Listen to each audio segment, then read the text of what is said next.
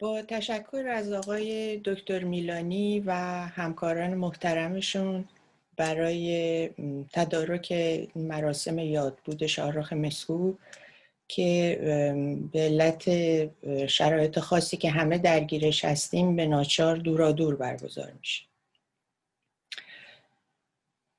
من امروز میخوام به معضل فرم در 3 متن روایی شاهرخ مسکوب بپردازم.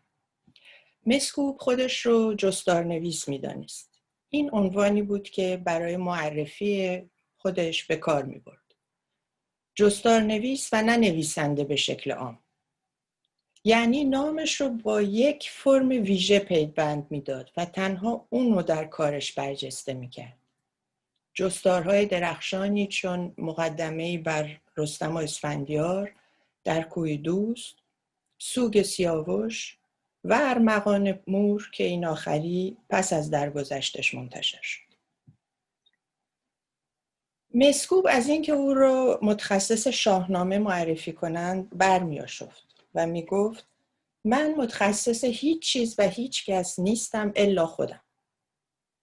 این درست همون چیزیه که مونتین پدر ژانر جستار هم در مقدمه کتابش می‌نویسه.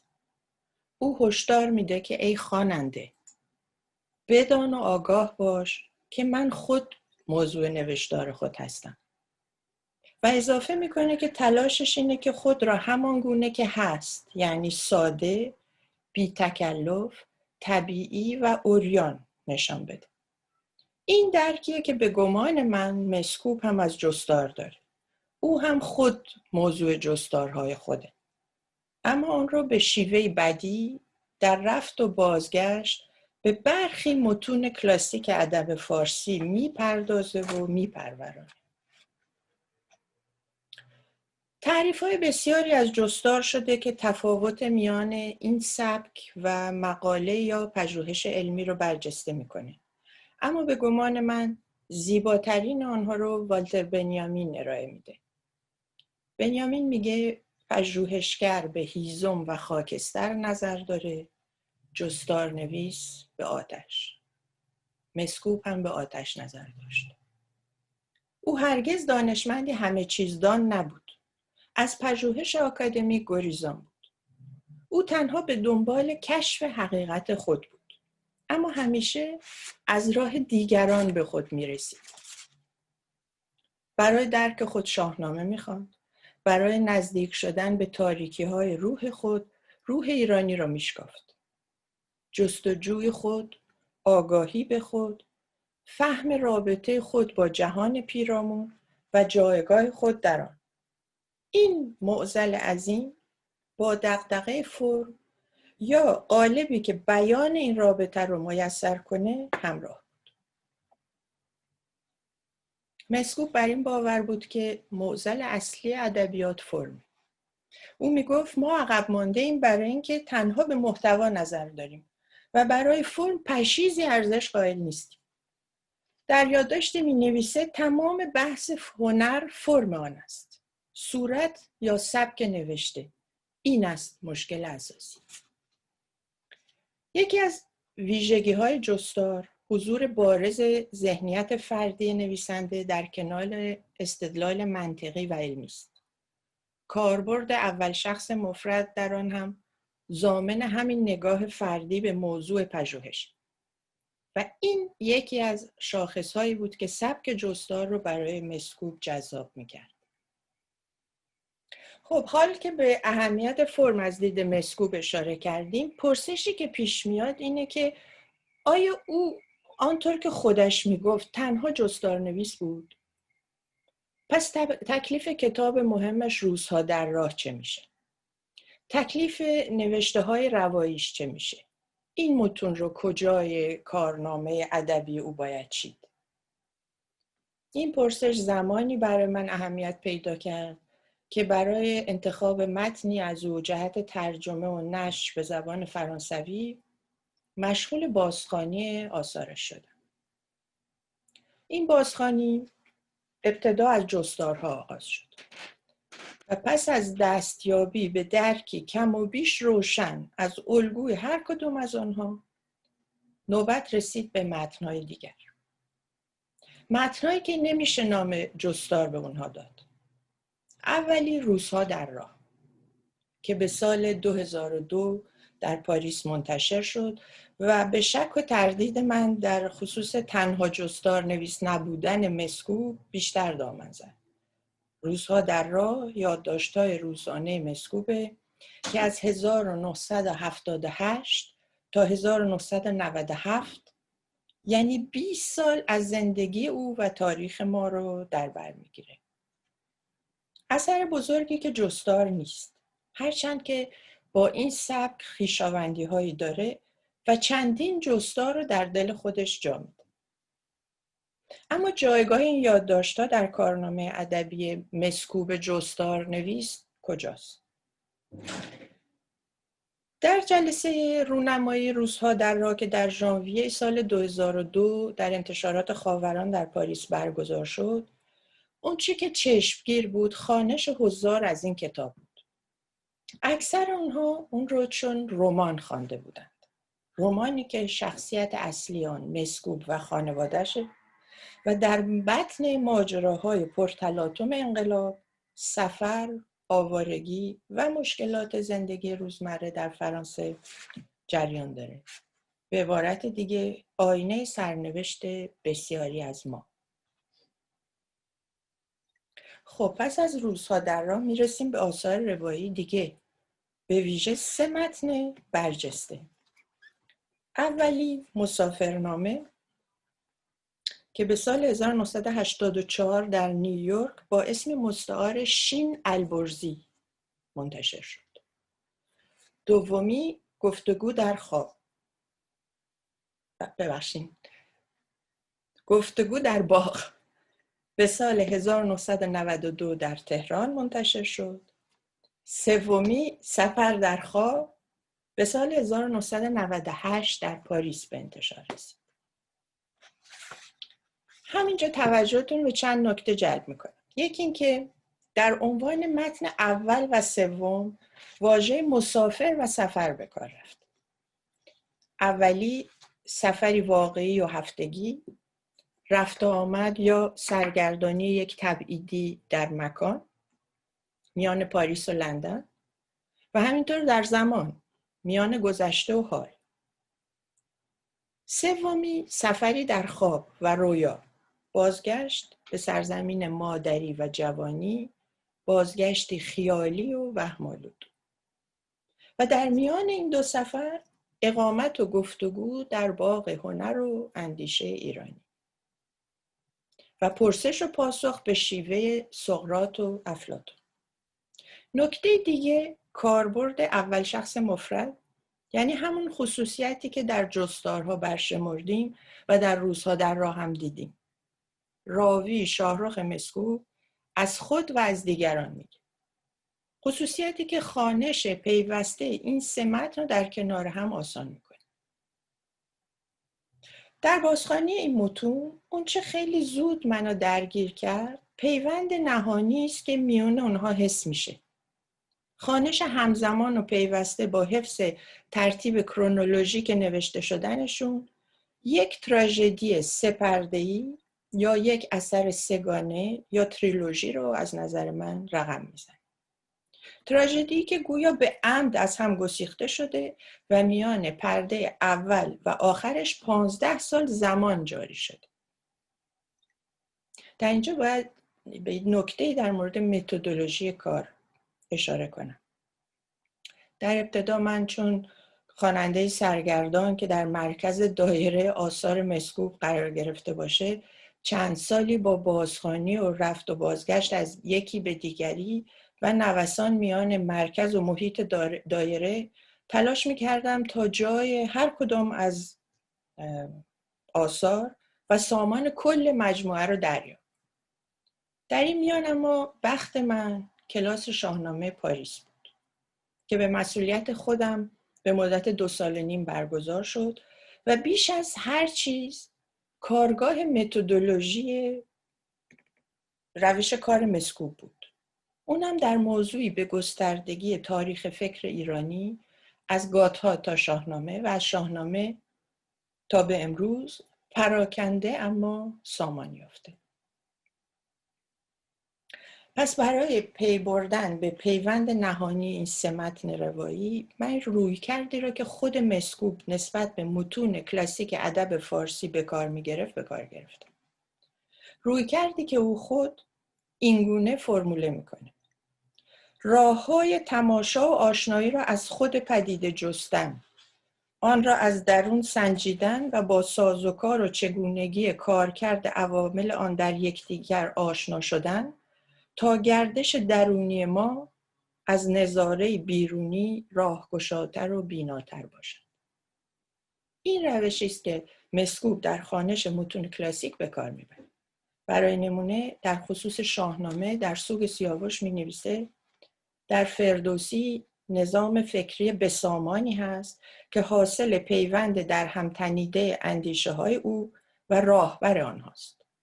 مثل ستارگانی که تنها ستاره نیستند، بلکه صورتهای فلکی یا منظومه هایی هستند با شکلی و جایی از آن خود در فضا که با مشاهده آنها وضع زمین را در زمان و مکان و در رابطه با افلاک میتوان دریافت. او نظیر همین نگاه را به دیوان حافظ هم داره. در مقدمه در کوی دوست میخوانیم: اگر غزلها را اندامهای تنی زنده بدانیم، دیگر این باغچه ها و صورت ها بیهوده و گسیخته چون دانه های رشته پاره نیستند. با یکدیگر پیوندی و در نتیجه در خود معنایی دارند. جستجوی این پیوندها شاید راهی به ساخت فکری دیوان به نقشه باغ و نقش فلک بنماید و اندیشیدن به تار و پودی که بنیاد زیرین غزلها را به هم میپیوندد شاید سرنخی از حرکت خیال شاعر به دست دهد. پس برای دستیابی به بنیاد زیرین غزلها و سرنخ حرکت خیال شاعر، مسکوب روش خاص خود را به کار میبره. او خاطر نشان میکنه که اگر بخواهیم از باغچه ها و صورت ها به طرح اندیشه راه یابیم و یا از راه دیوان اندیشه را طرح اندازیم و صورت پذیر کنیم تا دریافته شه، ناچار گردش و تماشا خود باید سامانی و نقشه‌ای داشته باشه، وگرنه تماشاگر در پرسه پریشان و رفتار بیهوده خود گم میشه. از این رو مسکوب جستار خود را سفرنامه مسافری میدانه به کوی دوست. همینجا توجه شما رو به واژه‌های سفرنامه، مسافر و باغ که در عنوان سه متن روایی مورد نظر ما هم به کار رفته جلب میکنم تا کمی دیرتر به اونها برسیم. خب اگر ما هم بخوایم روش خود مسکوب رو در بازخوانی این سه نوشته روایی پیش بگیریم، باید در باغی رو بگشاییم که هر کدام از این نوشته ها چون گلی است رسته بر خاک آن. اما برای اینکه به قول مسکوب به پرسه‌ای پریشان بسنده نکنیم، ابتدا نگاهی بیاندازیم به خاستگاه و پیشینه این فرم سگانه نزد او و ببینیم برگرفته از که و از کجاست. پاسخ به این پرسش رو باید به گمان من در دوران جوانی و سالهای نخست فعالیت ادبی مسکوب جست.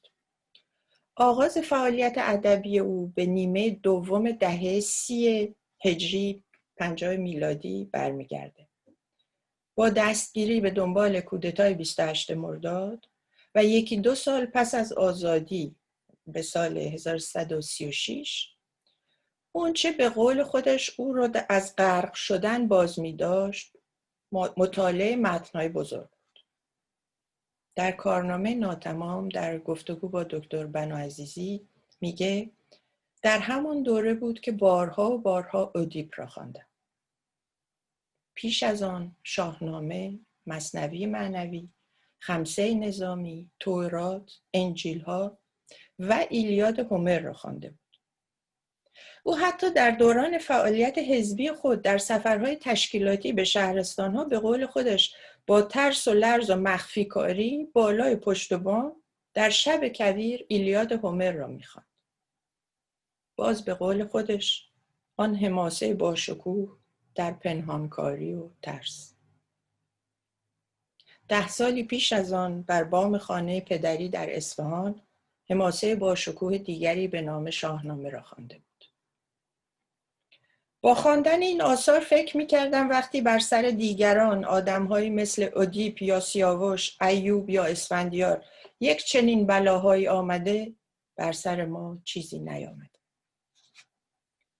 5-6 سال پس از زندان هویت مسکوب را همینها قوام میده و ترجمه اولین شکل فعالیت ادبی او میشه. ترجمه پرومته در زنجیر اشیل و 3 اثر سوفوکل: آنتیگونه، ادیپ شهریار و ادیپ در کلونوس. 3 نمایشنامه‌ای که ابتدا جدا جدا منتشر میکنه، اما پس از گذشت سالیان در سال 1352 به فکر میفته هر 3 رو یک جا گرد بیاره و به نام افسانه‌های تبای به چاپ برسه.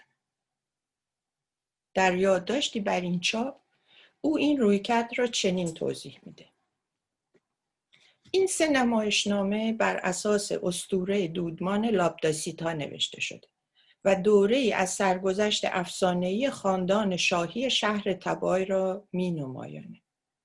موضوع هر 3 نمایشنامه به هم پیوسته و مراحلی از پایان سرنوشت یک خانواده است. از همین رو این بار هر 3 نمایشنامه در یک مجلد و به نام افسانه‌های تبای به چاپ رسید. یعنی همان رویکرد و متدولوژی همیشگی او که پیشتر درباره دیوان حافظ و شاهنامه هم دیدیم. همان به قول حافظ کسب جمعیت از پریشانی که ورد زبان مسکوب بود. این چند خط مقدمه برای من که در جستجوی پیوند درونی 3 نوشته روایی او بودم تلنگری راهگشا بود. اگر مسکوب با گرد هم آوردن این 3 نمایشنامه پراکنده میخواست سرنوشت تراژیک دودمان نفرین شده شهر تابای رو برجسته کنه، پس من هم مجاز بودم همین روش رو برای بازسازی 3 بخش از هم گسسته سرنوشت تراژیک راوی تبعیدی و در به در او به کار بندم. به عبارت دیگر میتوان آنچه را پراکنده است گرد آورد و چه بسا در یک مجلد به چاپ رساند. پس خواستگاه فرم سپاره روایت رو برگرفته از 3 تراژدی مربوط به ادیپ دانستیم. هرچند که این فرم در خصوص پرومته در زنجیر اشیل هم که باز مسکوب مترجم آن به فارسی است میتوان دید. با این تفاوت که 2 بخش دیگه پرومته در زنجیر، یعنی پرومته از بند رسته و پرومته بخشنده آتش، از بین رفته و به زمان ما نرسیده. اما به قول مسکوب حضور آنها را در تنش دراماتیک سرنوشت پرسوناژ اسطوره‌ای پرومته و ساخت و پرداخت تراژیک آن به خوبی میتوان حس کرد. اینجاست که به گمان من نقش ناخودآگاه برجسته میشه. فرم سپاره تراژدی‌های یونانی، از بین رفته، زیان دیده یا بازیافته، همچون شاه الگوی فرم روایی در ضمیر ناخودآگاه نویسنده برجسته ما حک میشه تا 3 دهه بعد به شکلی ناخودآگاه اما خلاق خودنمایی کنه. بازگردیم به 3 متن روایی. هر کدوم از اینا در خود چه فرمی داره؟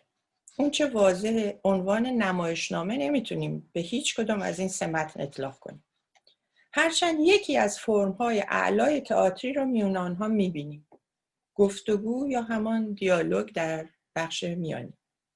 اما این دیالوگ تئاتری نیست، بلکه متنی است با محتوای فلسفی در قالب گفتگو.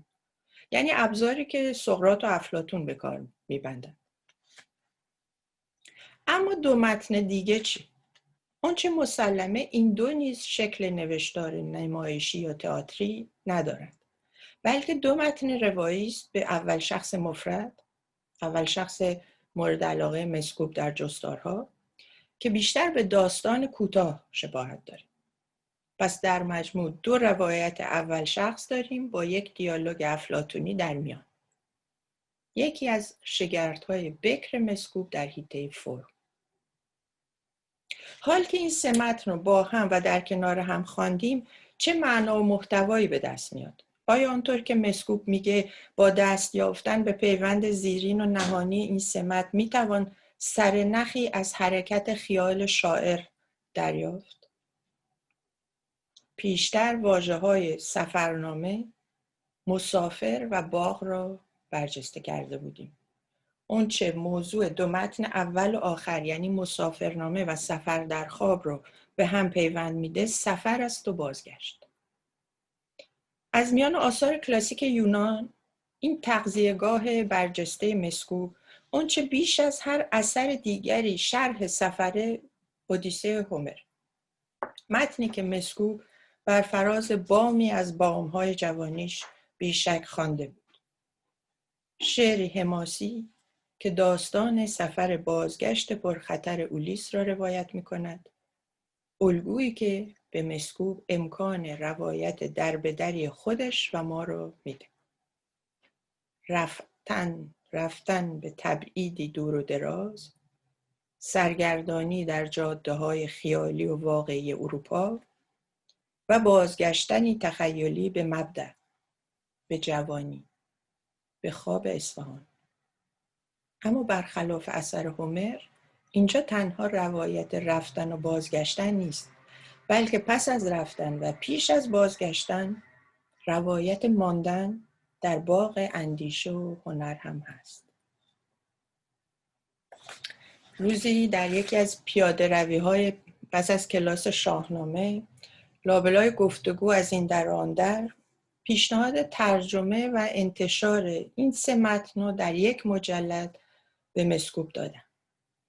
ناگهان ایستاد و خیره به نقطه دوردست لابلای ساختمان‌های خیابان سن ژرمن سری به تایید تکان داد و انگار از خیلی پیشتر فکر همه چیزو کرده باشه گفت آره، اسمش هم میگذاریم رفتن، ماندن، بازگشتن. رفتن یا داستان غربت و سرگردانی در راه‌های واقعی اروپا، ماندن یا داستان تبعید و اقامت در سرزمین هنر و اندیشه، بازگشتن یا برگشت به سرزمین جوانی در حیطه خواب و تخیل. به عبارت دیگر، اودیسه مدرن که راوی و پرسوناژ و نویسنده آن شاهرخ مسکوب، ایرانی روزگار ماست که سرنوشت تراژیک خود را چون صلیب بر دوش می‌کشد. اولیسی امروزی که با خود شبح پرسوناژهای بیشمار دیگری را همراه می‌برد.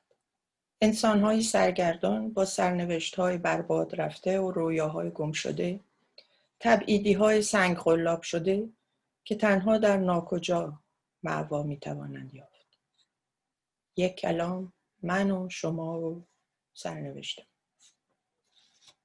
رفتن، ماندن، بازگشتن سرانجام در بهار 2007 یعنی 2 سال پس از درگذشت مسکوب در پاریس به زبان فرانسوی ترجمه و منتشر شد. سپاس از توجهتون.